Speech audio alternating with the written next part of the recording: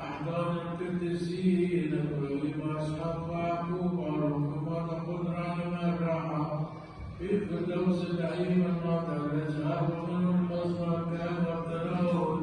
في نور القديسين.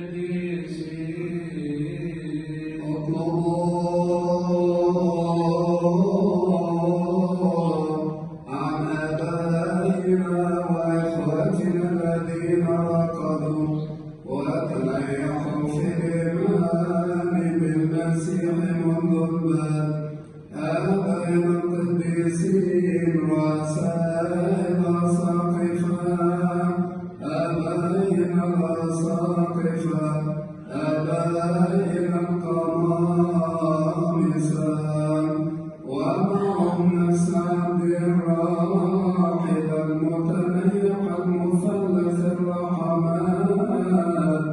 أبيب القمص صموئيل زكريا الذي صار له ذكرى سنوية في هذا اليوم، آبائنا القصوص وإخوتنا الشمامسة، آبائنا الرهبان وآبائنا العلمانيين، وعن مياه كل المسيحيين،